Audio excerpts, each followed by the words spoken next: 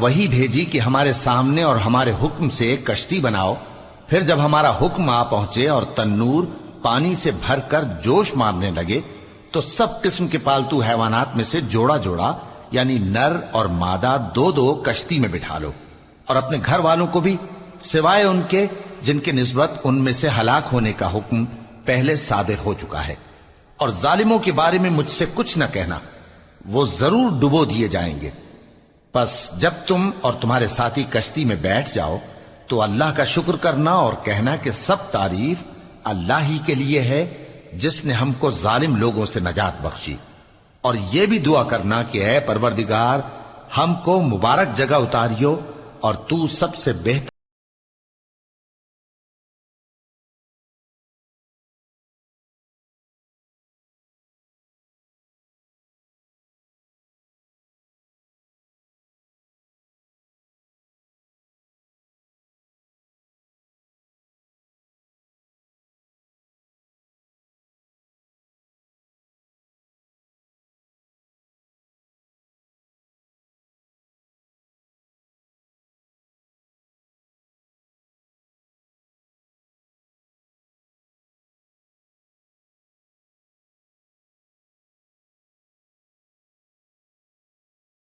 फिर उनके बाद हमने एक और जमात पैदा की और उन्हीं में से उनमें एक पैगंबर भेजा जिसने उनसे कहा कि अल्लाह ही की इबादत करो, कि उसके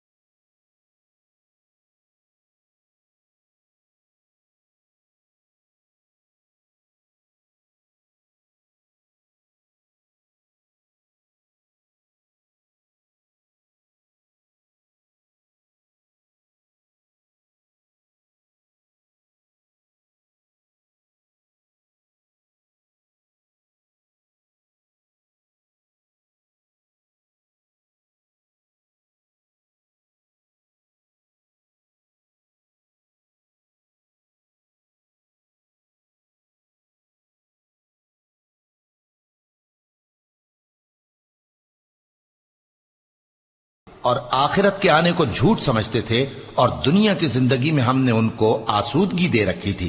कहने लगे कि यह तो तुम ही जैसा आदमी है, जिस किस्म का खाना तुम खाते हो उसी तरह का यह भी खाता है, और जो पानी तुम पीते हो उसी किस्म का यह भी पीता है।